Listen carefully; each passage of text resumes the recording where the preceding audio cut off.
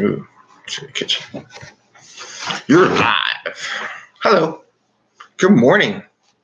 It's 5 a.m. Mester Scrum with Greg Mester, Scrum Master and Agile Coach. Good morning. It's just 5:00. It says 5:02. 5 something over there. Anyway, we're going to start it off and say hi, and hope everybody's doing well today. I hope to start off the Monday here. Most of the rest of the world's already been through its Monday. Good for you all. I'm glad it's almost done. And we're just about starting mine.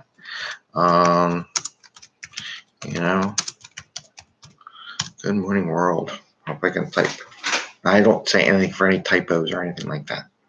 Okay. So as we said this weekend, this is show number 6.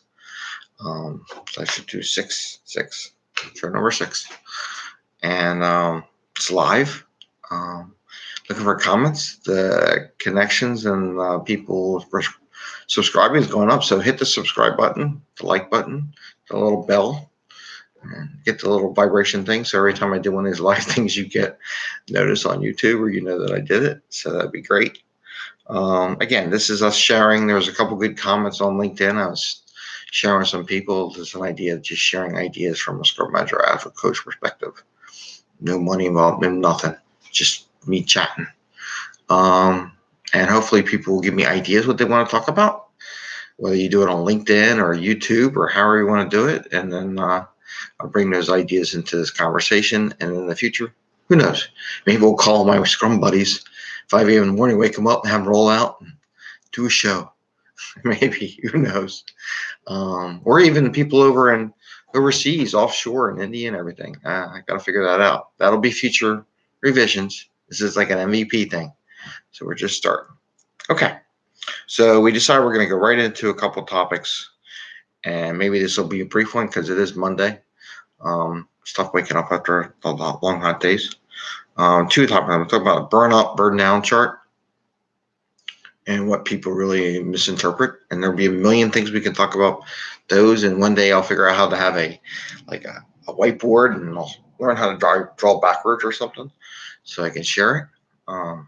That's a future release. I'll have to figure that out as we go. And then talk about having fun. So with that, we'll start off, like I mentioned the other day, about it's Monday. So let's do my little networking thing right here, and I'll do it right now. So the 3 questions you asked during this networking thing. What fun did you have last weekend? What fun are you planning to have? And then what can block you from having fun? And the reason why I do this session is, one, daily Scrum on a Monday is kind of rough. Having people think about what is fun, like it's not all about work, right? So the idea is asking, what did you have fun? People are like, look at me when you're in the shirt and tie and everybody's all, why are you asking about what kind of fun they had? It breaks the monotony, right? It can't be all about the work. So ask what kind of fun, because then it gives you an idea. Plus, for your coworkers and people you meet at networking events, and this is why I do it. If I were to tell you, hey, my name is Greg Mester, and I am an Agile coach, and that's what I do, and I just coach. So, okay, there's a million Scrum Masters at a meeting, right? You aren't going to know who I am, are you? No, not at all. So by doing this with fun, it gives the people a visual of something to represent you. So like me, I'm going to say, this is what I'm going to say. I'm going to do the 3 and we'll talk about it. Last fun thing I did is went to the train store with my son while my daughter had a play date with one of her friends from school. And we bought a set of Legos, and little one, he paid for it with his own money. He earned it. He said, can I buy it with mine? I said, yep, here you go. You can buy it. Try not giving everything to him. We can talk about that in another episode too. So we played Legos together and built a Lego thing. So my fun thing was with my son, having mailed him Legos, and actually my daughter, my son later on built Legos together, and it's great because they both love to do the Legos. So it's awesome that way. And then my next fun thing is I'm going to be going down to DC to go through a course, one of the IC Agile courses, hopefully in the future to be a trainer. But we'll see how that goes. I want to do it. You know what? Because I love this stuff. And I hope it comes through. They're very joyful, happy. I like sharing what's going on. So I'm going down there just to take the class and help a friend of mine that I met through another class I took through him, and just support his effort. And we'll see how that goes. And maybe one day I'll bring that back up here to Philadelphia so people don't have to travel. So my blockers, and while I'm down there, my kids might be taking the mega bus from Philadelphia to DC, and we'll have some fun. We'll visit some of the parks or something like that one day, or when I'm done to class. So one of the blockers is I haven't booked a hotel room, and whether or not my family finds a good deal on the mega bus or one of those things to come down and visit. We still need to go do a train ride though. But anyway, that's my fun. So now you have an idea. You can relate me to Legos. You can relate me to IC Agile. I'm in Philly doing that, or I'd like to go ride the trains or build Legos. So there's a lot of visuals so that if you see me in the hallway and hey, my kid and I, we did something, or I used to love Legos as a kid growing up, or we did, hey, we did a Lego event for Agile at my work. Ooh, does that happen? I've done that three times. Yeah, I would love to do a Lego thing. I do my own. It's different from what everybody else does. I do it totally kind of differently. Actually, I have a blog post on it. Talks about what you need, how to do it. I believe in my GregMester.com website, which I'll have to bring up here. Okay, so that's how that works, right? So, and you go around the room and you do this pretty quickly. Hopefully, people don't go and telling stories about their life story about where they've been, what they've done, and the whole thing about their, because I have that too. I had one group that actually did it, and a couple of people went off and telling long stories. And I'm like, okay, this is supposed to be like Scrum, so it's brief and to the point, brief to the point. And they kept talking. I'm like, okay, give me back the hockey stick if you ever saw the video. Like, oh my God, guy's taking over the whole meeting. But the funny part is that they say they've been doing actual Scrum for a while. He's a nice guy, but definitely needs some help and doing that. So anyway, so have fun on Monday. Take that idea if you want with your Scrum teams. It's fun. I'll have other ideas that are fun for daily Scrum too, but that's one of the ones. Okay. The next thing I want to talk about, and I'm going to try to keep this one briefer, is Burndown chart. And if you ever see the chart, and then it has a line goes straight up, that's the burn up chart. Or if you're burned down, that's the same way it comes down. I just want to tell you all, that line has nothing to do with anything whatsoever, right? Everybody gets that your burn down chart does not have to be exactly like the line. And if anybody ever comes to you, don't tell them this though. You got to be subtle. You can't just be outright going, what? Your work when you do it doesn't go straight down the line. It kind of goes over jagged. Sometimes it goes longer, and it goes. I don't know. What you don't want is you don't want one that goes all the way across and goes boom like that. That's bad. You want to work as you go so you can kind of see how you're going. However, it doesn't match the line. All the line is a fictitious line that you take from the highest point in a burn down chart where you start your sprint commitment, and you go down to 0 at the end of the day. And it's just a straight line. Has nothing to do with work, getting anything done, because in fact, it should never look like that.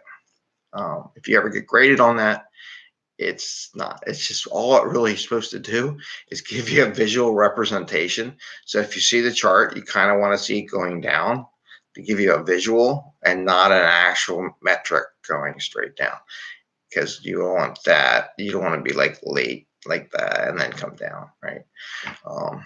But it's just supposed to be for visual reference. That's all. So that you can kind of see what downward is supposed to kind of look like, but it doesn't have anything to do with anything else.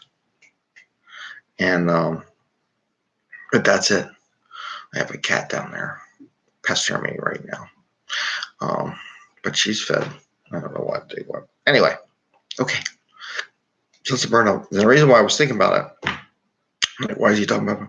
Because I was just thinking about, the number of subscribers, which is great because I think we were up like 25 or something like that. So it's awesome. A couple days into it, and we're up to 25. So, if I did the metric and I drew it, okay, extrapolation, I grew by 110%. So that means in 2 weeks I should be at 1,000, right? Oh, no, because I've been there, done that too, where I've done budgets where people are like, at the rate you're going, which was the beginning of the project, you're already down here. It's going to take you forever to spend your money, so we're going to take your money. No, it's called an S curve. And S curve kind of goes like this and then goes up. And so you start out slow, you ramp up, spend money, and then you kind of level out.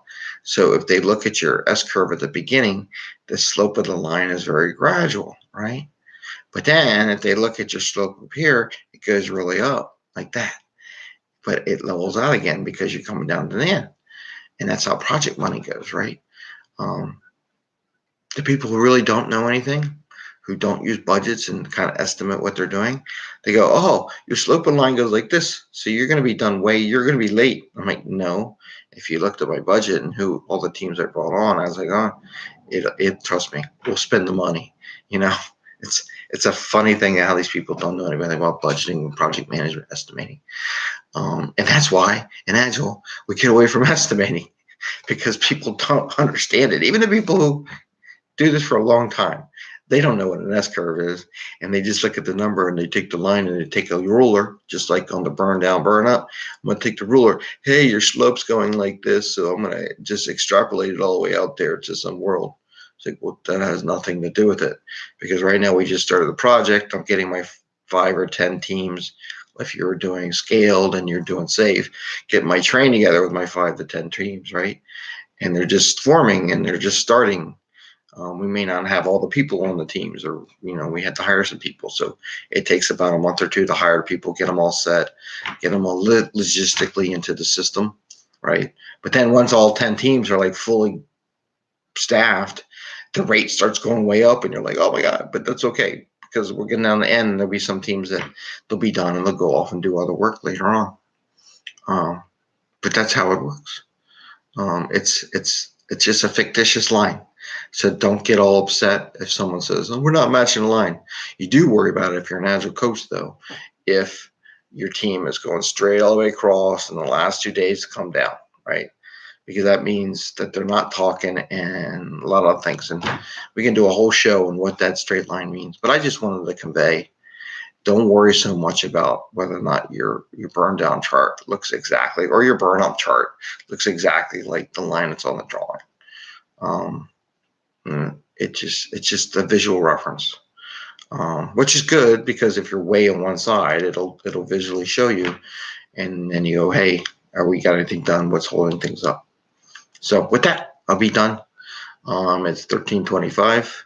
I want to keep these things underneath 15 minutes and take some micro content out of it and post it up later. I was supposed to do that this weekend, didn't get quite a chance. Again, we're on live and we're learning as we go. And I guess the cats aren't interested in this anymore, so I'll have to take it down. Probably as soon as they take it down, they'll probably want to get on it. Of course, it's not there anymore, so now we want to do it because we're cats. People say about herding cats and developers are kind of the same. But herding cats, cat herder. I guess also I saw on our LinkedIn profile, I'm a cat herder. Really? Good luck with that one. Anyway, please subscribe. Enjoyed having this conversation. Keeping it small and brief. And one of the things they talk about after, what if I get done early? Then you go, goodbye, and have a great day. Happy Monday. Happy scrumming. Again, this is 5amMesterScrum. Please subscribe. Tell your friends about it. Share on LinkedIn. Yesterday, I was able to get some of the what do you call them? The thumbnails. Worked on that. Let me know what you think about the thumbnail. All right. Take care. Have a great day, guys and girls. People, enjoy the world. It's fun. It's Monday. Should be lots of fun. And enjoy your day. Take care.